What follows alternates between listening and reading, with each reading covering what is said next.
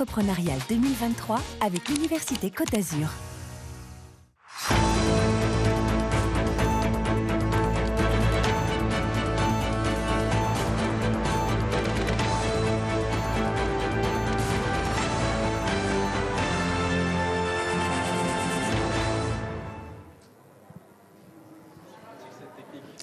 Sur BFM 10 Côte d'Azur, nous sommes toujours en direct de ce salon des entrepreneuriales. Ça se passe à l'Alliance Riviera à Nice, où nous sommes donc en direct. Nous avons délocalisé aujourd'hui pour quelques heures. Bonjour Alexis Kohler.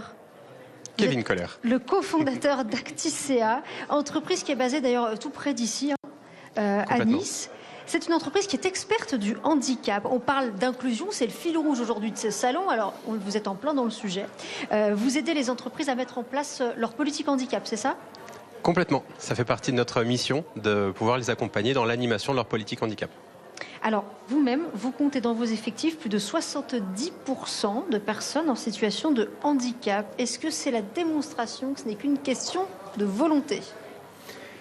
C'est une question surtout que l'idéal avant d'avancer une hypothèse, c'est de la prouver par l'exemple. Et donc nous avons cette vision que le handicap et la performance sont deux notions parfaitement conciliables.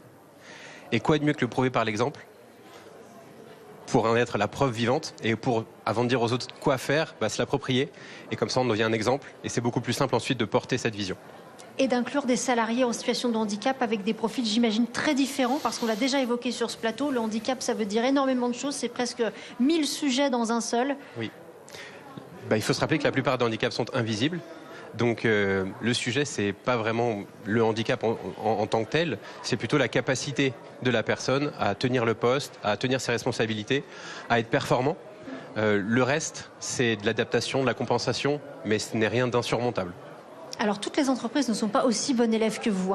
Seul un gros tiers, 34%, atteint les 6% de personnel en situation de handicap. C'est le seuil fixé par la loi. Ça veut dire quoi ? Que les 2 tiers sont dans l'illégalité ? Alors les 2 tiers ne respectent pas ces engagements, sur ces engagements de 6% de travailleurs en situation de handicap, avec des circonstances parfois parce que le secteur d'activité peut être complexe, sur lequel trouver des candidats sur certains métiers, c'est déjà en tension quand on ne parle pas encore de situation de handicap. Donc avec des situations de handicap, c'est encore plus en tension. Et puis il y a des sujets qui viennent de beaucoup plus loin, les a priori, les clichés, parfois ça peut avoir la vie dure et du coup ça peut freiner les entreprises à recruter en interne. Et enfin, si on remonte à la source de ces sujets-là, c'est beaucoup aussi dans l'éducation. Et parfois, pour ces demandeurs d'emploi ou ces personnes, elles n'ont pas eu accès à des études longues ou à ces cursus qui permettent d'accéder aux emplois que les entreprises recherchent aujourd'hui. Alors, la question des secteurs, elle est intéressante. Est-ce qu'il y a des secteurs plus vertueux que d'autres ? Est-ce qu'il y a des secteurs où c'est plus compliqué d'accueillir les salariés en situation de handicap ? On est allé poser la question à des restaurateurs niçois. Écoutez. On ne peut pas faire de discrimination. On cherche tout le temps de la main-d'œuvre et il n'y en a pas. Et donc, non, on ne va pas aller se dire non, lui je le prends, lui je le prends pas, ou elle je la prends, ou elle je la prends pas. Il n'y a pas de ça. On cherche les gens qui peuvent nous aider, qui peuvent être des personnes à nos côtés. Il y a l'inclusion à l'embauche dans la restauration. Dans certains domaines, non, mais dans la restauration, il y en a beaucoup. Si la personne bosse bien ou fait bien son travail correctement, il n'y a aucune raison pour qu'il ne soit pas embauché, quoi. Quelqu'un qui cherche le travail, il peut toujours trouver. Il faut savoir le moment et il faut savoir se présenter. Ça, c'est important. Alors, je peux vous donner mon exemple à moi. J'ai cherché 3 fois le travail. 3 fois, je trouvais au bout d'1 semaine. Je ne sais pas s'il y en a plus ailleurs de discrimination, mais nous, c'est en fonction de la compétence des gens et des besoins qu'on a. Voilà. Quand ils viennent, si on a besoin d'eux, qu'ils ont un CV qui correspond à ce qu'on veut, on leur donne leur chance en tout cas. Bon, ce que nous disent la plupart de ces restaurateurs, c'est que quand on trouve le bon profil, qu'il y a les compétences, qu'on sait bien se présenter, il n'y a pas de problème. Mais c'est aussi parce que la restauration, on a besoin de main-d'œuvre. Oui, après là, je n'avais pas eu le détail de ce qu'ils ont pu donner comme information, mais effectivement, théoriquement, tous les métiers sont compatibles avec des candidats en situation de handicap, mais tout dépend de la situation de handicap de la personne. Donc il y a énormément de handicaps qui vont être compatibles avec les métiers de la restauration, mais au contraire, il y a certains types de handicaps qui ne seront pas compatibles. Donc c'est aussi une question de cas par cas et on ne peut pas faire de généralité. C'est pas de la bonne volonté qui suffit à pouvoir intégrer des personnes en situation de handicap. Parfois, il y a la réalité du terrain et la réalité de la situation de handicap. Bon, alors de quelle façon vous accompagnez les entreprises dans leur politique handicap ? Qu'est-ce que vous faites concrètement ? Eh bien, aujourd'hui, notre volonté, c'est de pouvoir accompagner l'ensemble des PME sur les actions en faveur de la diversité du handicap, et notamment parce que ces entreprises ont des difficultés à s'emparer du sujet. Parce qu'aujourd'hui, ce sont des sujets qui demandent de la technicité, qui demandent de l'expertise. Et en l'occurrence, dans une entreprise, une PME, ils n'ont pas forcément de personnes attitrées qui peuvent s'emparer du sujet pour en faire bénéficier l'ensemble de l'organisation. Donc notre mission, c'est de pouvoir accompagner en tant que référent handicap pour les entreprises, les PME, et les accompagner dans tous ces sujets d'intégration, de maintien dans l'emploi, sur le sujet de l'intégration du handicap pour qu'elles puissent s'en emparer comme les grands groupes qui sont historiquement nos donneurs d'ordre. Et alors, est-ce que vous faites aussi des ponts entre les salariés et les employeurs ? Effectivement, ça fait partie de notre savoir-faire. Nous avons aussi une capacité à accompagner les entreprises dans leur recrutement de candidats en situation de handicap. Et nous sommes donc aussi cabinet de recrutement pour accompagner ces entreprises dans leur futur recrutement de candidats en situation de handicap. Oui, parce que je crois que vous accompagnez, par exemple, des salariés dans des démarches. Il faut se faire reconnaître déjà comme travailleur handicapé, c'est un statut ? Complètement. Le sujet de RQTH, la reconnaissance de la qualité de travailleur handicapé, c'est un statut administratif sur lequel il faut monter un dossier, faire des démarches administratives qui peuvent être parfois longues, complexes, avec beaucoup de freins psychologiques aussi. Pour les personnes qui pourraient être concernées par le sujet. Et donc notre objectif, c'est de pouvoir accompagner... Ça veut dire qu'il y a beaucoup de personnes qui pourraient être concernées et qui n'entament pas les démarches ?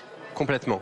Et alors beaucoup de personnes qui savent qu'elles sont concernées et qui n'entament pas les démarches, mais aussi beaucoup de personnes qui ne savent même pas qu'ils sont concernés et ce qu'est cette reconnaissance de la qualité de travail. Ça peut être, par exemple ? Une personne qui aurait une difficulté auditive, par exemple, et qui viendrait à mettre tous ses appareils électroniques tout à fond en se disant non, j'entends un peu mal, mais je compense ou je bricole quelque chose. Réellement, cette personne-là, elle va plutôt détériorer le restant d'audition qu'elle avait, alors qu'il existe des solutions pour adapter, compenser. Et en ayant cette reconnaissance de qualité de travailleur handicapé, on peut permettre aux entreprises d'adapter les postes de travail et les conditions de travail pour s'adapter à cette situation. C'est la question que j'allais vous poser. À quoi sert ce statut ?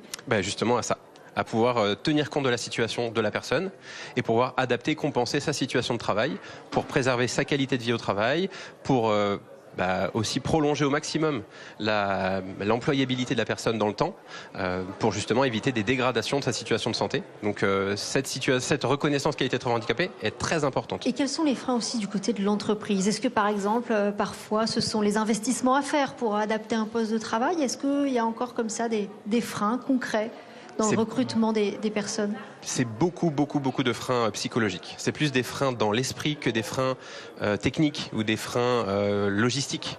On va dire qu'une fois qu'on a levé le frein psychologique, le reste, ce n'est que de l'adaptation matérielle ou organisationnelle, rien d'insurmontable. Le plus compliqué, ça reste le côté psychologique de la chose. Oui, alors vous avez choisi d'être présent aujourd'hui sur ce salon, sur ces entrepreneuriales qui a fait de l'inclusion son fil rouge aujourd'hui. Quel message vous êtes venu porter ? Quels échanges d'ailleurs vous avez déjà pu avoir aujourd'hui dans les allées de ce salon ? On porte notre message de pouvoir ouvrir le débat sur le sujet, parce qu'aujourd'hui c'est un sujet qui est parfois tabou, et d'autant plus pour les PME. Donc notre volonté aujourd'hui, c'est de pouvoir en parler ouvertement, libérer la parole, aussi bien des chefs d'entreprise, mais aussi des salariés des entreprises de la région. Quand vous dites libérer la parole, ça veut dire quoi au fond ? C'est que tout le monde se sente libre de poser toutes les questions sur le sujet notamment ? Oui, se sentir libre d'en parler. Alors pas forcément ouvertement à tout le monde, parce qu'il peut y avoir de la pudeur ou des sujets qui restent confidentiels, mais au moins de savoir à qui on peut en parler et comment on peut libérer la parole pour que la personne s'épanouisse dans son quotidien professionnel, même si elle a une situation de handicap. Et j'ai envie de dire, cette RQTH, elle va permettre de faciliter le maintien dans l'emploi et la continuité de la carrière. Qu'est-ce que vous retenez déjà de ce que vous avez entendu ici ? Est-ce que vous sentez les entreprises azuréennes ouvertes sur ces sujets ? Est-ce que vous ressentez encore ces freins psychologiques ? Quel est vraiment votre ressenti ? Déjà, le ressenti, c'est qu'il y a une forte volonté d'agir, parce que le thème cette année, c'est l'entreprise inclusive. Donc on est en plein dedans. C'est-à-dire qu'on ne pourrait pas faire mieux en termes de message. C'est le nom de cette édition. Et je sens que c'est un sujet, j'ai participé à des conférences, à des tables rondes, et c'est un sujet qui est sur le devant de la scène. Alors, l'inclusion, on va le ranger dans cette grande notion de la RSE, et effectivement, ça prend une part de plus en plus importante, et les entreprises s'en emparent, et de plus en plus. Donc nous, ça fait un peu plus de 10 ans qu'on existe, et effectivement, on sent que les oreilles sont de plus en plus attentives à tous ces sujets. Donc vous êtes effectivement totalement en prise avec ce thème que vous accueillez avec bienvenue aujourd'hui. De quel œil aussi vous voyez tout à l'heure la conférence de clôture qui sera donnée par une conférencière internationale qui est aussi avocate en droit des affaires, qui a un CV long comme le bras, c'est Virginie Delalande et qui est aussi sourde de naissance avec un parcours extraordinaire. Je pense à ça parce que ça illustre un peu votre propos sur des freins qui sont psychologiques, même si évidemment ce parcours-là est quand même assez hors du commun. Effectivement, il est hors du commun, mais on peut appeler ça un rôle modèle, c'est-à-dire qu'on peut s'en inspirer. Effectivement, toutes les personnes en situation de handicap ne vont pas se destiner à une carrière de conférencier ou d'avocat, ou voilà, ce qu'on peut retrouver chez Virginie Delalande.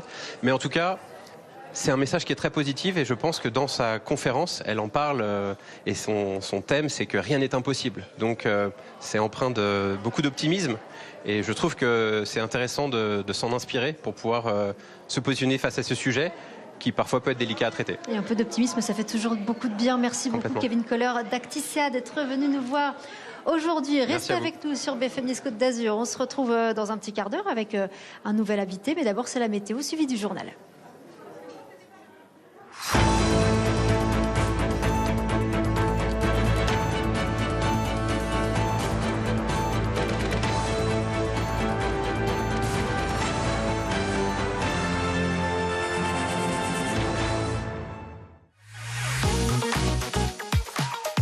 C'était les Entrepreneuriales 2023 avec l'Université Côte d'Azur.